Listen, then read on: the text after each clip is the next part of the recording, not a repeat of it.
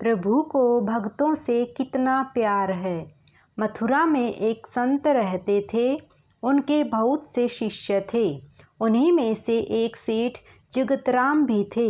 जगतराम का लंबा चौड़ा कारोबार था। वे कारोबार के सिलसिले में दूर दूर की यात्राएं किया करते थे। एक बार वे कारोबार के सिलसिले में कन्नौज गए। कन्नौज अपने खुशबूदार इत्रों के लिए प्रसिद्ध है।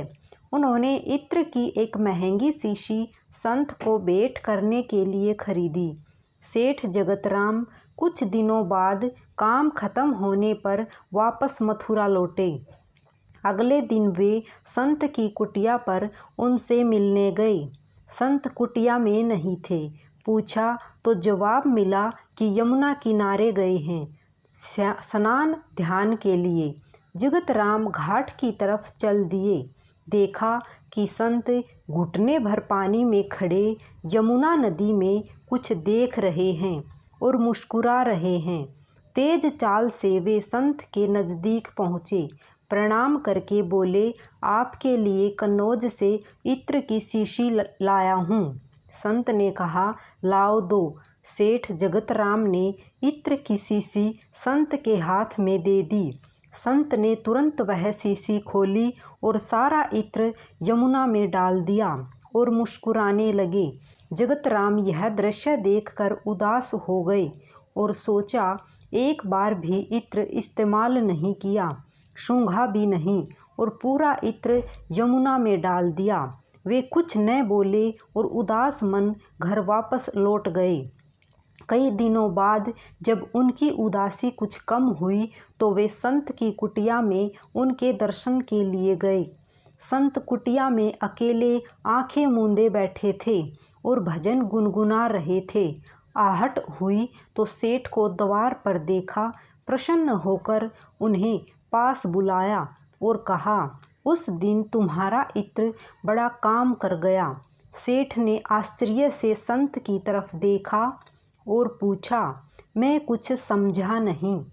संत ने कहा, उस दिन यमुना में राधा जी और श्री कृष्ण की होली हो रही थी।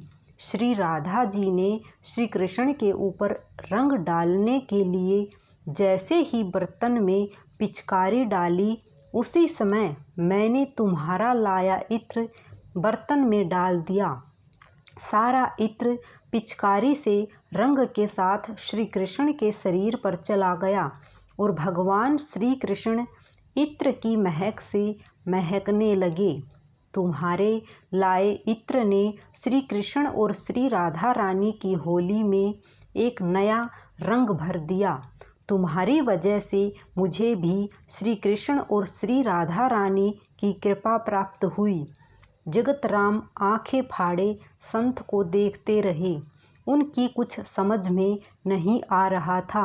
संत ने सेठ की आंखों में अविश्वास की झलक देखी तो कहा, शायद तुम्हें मेरी कही बात पर विश्वास नहीं हो रहा। जाओ मथुरा के सभी श्री कृष्ण राधा के मंदिरों के दर्शन कर आओ, फिर कुछ कहना। सेठ जगतराम मथुरा में स्थित सभी श्री कृष्ण राधा के मंदिरों में गए। उन्हें सभी मंदिरों में श्री कृष्ण राधा की मूर्ति से अपने इत्र की महक आती प्रतीत हुई। सेठ जगतराम का इत्र श्री कृष्ण और श्री राधा रानी ने स्वीकार कर लिया था।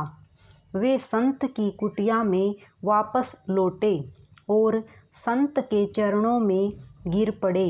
सेठ की आँखों से आंसुओं की धार बह निकली और उसे संत जी का अधिकार मालूम हुआ। संत की आँखें भी प्रभु श्री कृष्ण की याद में गीली हो गई। इसलिए सदैव ध्यान रहे कि संत महात्मा भले ही हमारे जैसे दिखते हों, रहते हों, लेकिन वे हर वक्त ईश्वर में मन लगाए रहते हैं।